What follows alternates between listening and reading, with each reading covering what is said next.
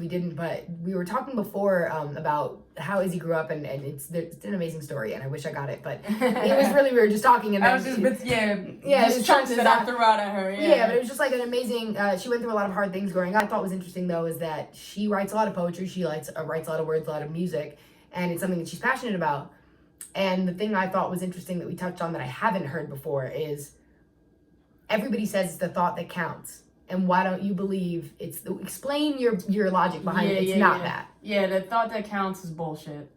So if you look at the reality of it, I just feel like that's just kind of like a way to, it's a cop-out. I think the thought that counts is a cop-out. And if you really want to get down to the nitty-gritty and the reality of it, it's the action that counts.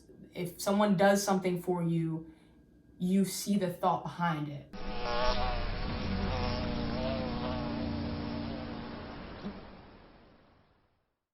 So it just goes, and let's just go. I don't look good. It is what it is. Yeah, all good. Okay. Edit this out. No. The pimples can't be edited out, by the way. So I'm screwed. Yeah, but, all right, so let's go from where you were. I liked, okay, I'll just go for special education, and then I'll minor in biology or minor in science or whatever. Yeah. And then I had to take botany and all this boring shit, and I was like, I ain't taking this shit. I don't care about this. I ain't taking. I was talking about all kinds of plants, and it's cool, but I wasn't feeling the class. Not what I want to focus on. Yeah, so I was just like, let me see if I can minor in health. I was like, because that's really what I want to do. Yeah. And so I started taking health classes. I was taking nutrition. I was taking all kinds of different stuff. And then I got the word, oh, you don't need experience to teach to be a guidance counselor. You can either go into sociology or go into psychology. So sociology is the study of social life.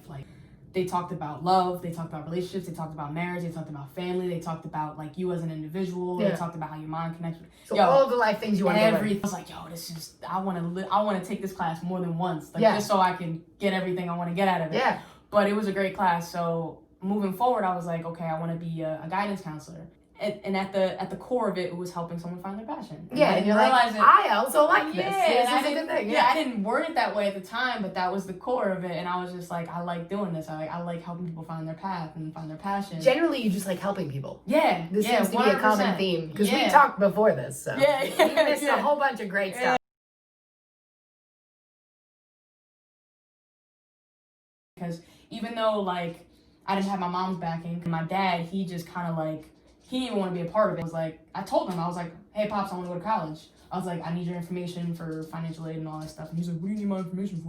What do you need my social for? Immediately skeptical of you growing at all. Ready? It was just, why do you need my name? Is that a check? Yeah, they all sent me a bill. That's all he was worried about. He's like, what you need my social for? He could have broken down for me, hey, this is what this is. And this is why I'm worried about this. This is why they're asking for this. And this is, he could have explained it to me, but immediately he just went right on the fence and was like, what do you need my information for? What do you, really? Which is how most people deal with anxiety, is just defense. Yeah. It's because they're scared. Yeah. So instead they're like, what the fuck is wrong with you? Exactly. And you're like, nothing. Exactly. Yeah. No, I'm not trying to, I'm with them. I'm just trying to, trying to get this filled out. Trying to get education.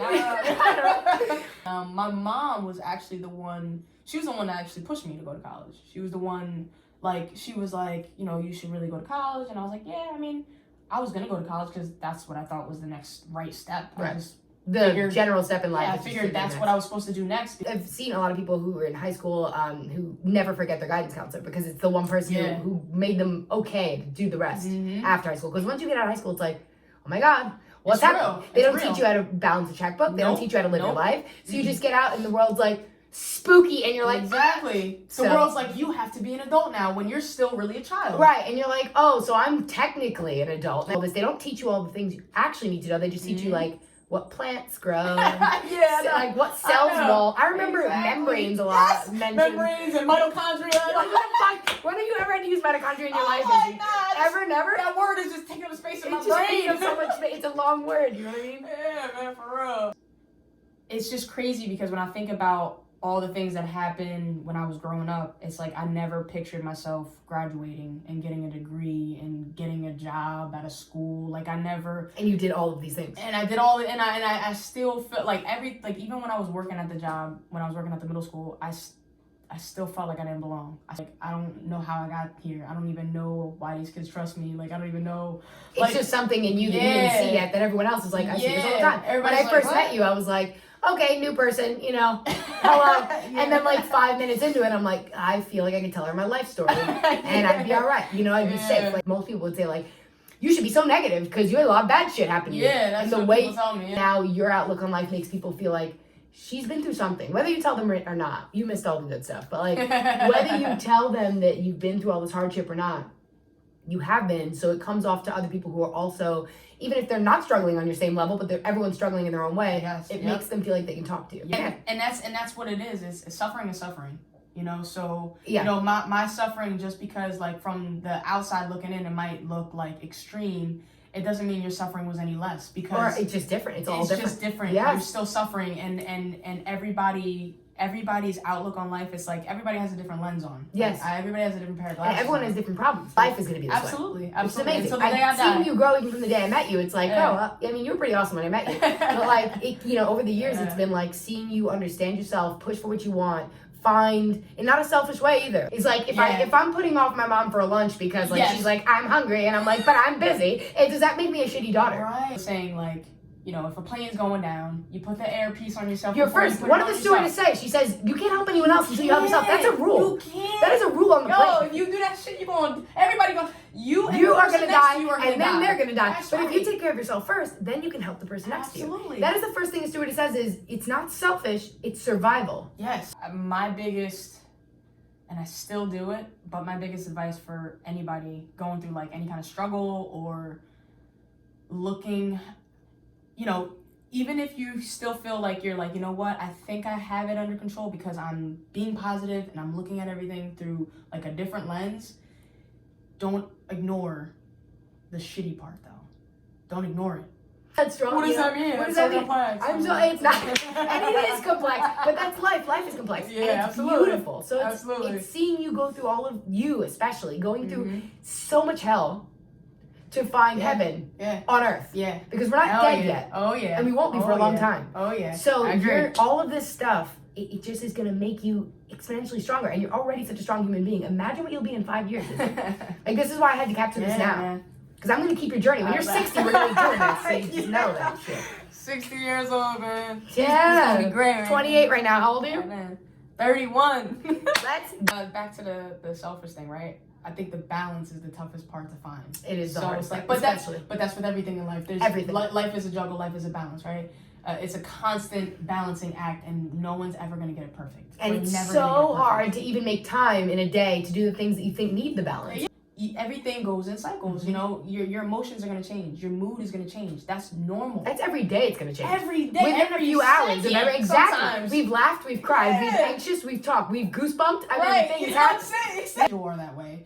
Everything around us is going to be that way too. Like the people that we connect with, they're gonna go through cycles. Whether and whatever. We are going to at the same time. Yeah, in our life. To expect them to always be exactly the same is to expect yourself to always be exactly the same. How could you expect that from yourself? You can't. So why would you expect it in somebody else? Exactly. We're adaptable creatures. We're not meant to be the same. No.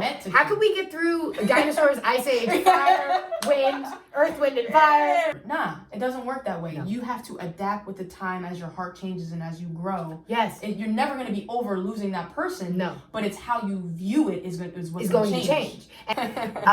This is, say your Instagram. Everything MPL. So everything. M like Mary, P like Peter, L like Larry. Music, poetry, and love. Yes, music. That's what it stands for. Music. I do this to show. I want to showcase a lot of my friends with talents and things they're going through in their life. And I've wanted to do this for 2 years, but I think that it took till now for us both to be in the same headspace where we understand that we have to do things that we care about. Yeah. So Izzy came in saying she struggled with motivation. Now, how do you feel? I feel like there was a lot of our conversations that definitely kind of revved me up, made me feel like, all right, I think I'm ready to start something, because I think for a while I've been starting, I've been starting for like a year now, and I'm still recording on my phone. Like I'm not exactly where I want to be, but that's okay. Right. Like, I feel like that's the thing is that we both are the kind of people who put ourselves down a lot because we're not there yet. Mm-hmm. But just like we said, time is kind of irrelevant right now. Yeah. You want to figure this out? you keep pushing forward. And I have to respect the time it takes for things to kind of happen. Yeah. And the work it takes and all of that drive. And I think Yeah. you've been getting closer for a long time. I think this is like it's not a process that happens overnight. Yeah. And I think I do believe, even though when I don't feel motivated or even when I don't feel like I can do something, like you said, it's a part of the process. Right. It's a part of me learning. It's a part of me getting over that hump in order for me to get to a point where I can, do what I need to do. Yeah, do what you know need what to I'm do what you want to do what you're passionate about, and fulfill it. And none of that is going to happen overnight. It physically can't. If you have to get 3 things done by tomorrow, you're not going to have much time. Yeah. But like realistically, you can get one thing every day, step at a time, and get there. And you have so much in here. Like there's so much passion in you. Yeah. I knew it the minute I met you, and you weren't even there yet. You weren't even in that place when I met you. You were in a totally different place. You were like still jumping around, helping everybody else, doing your thing. Everybody else you helped, I saw it, and I knew it right away. And 4 years later, 5 years later, you are now so understanding yourself. Yeah, I think I'm definitely a little bit more in touch with myself, and you're a lot more I'm being a lot more honest with myself. You're a little bit more. Yeah. And you say these things because you don't want to be cocky or whatever it is, but it's not. You have a confidence inside of you that you just need to grasp onto and let yourself be. And that's what I'm ending on. That's my motivation for the day. Bye, everybody. Peace.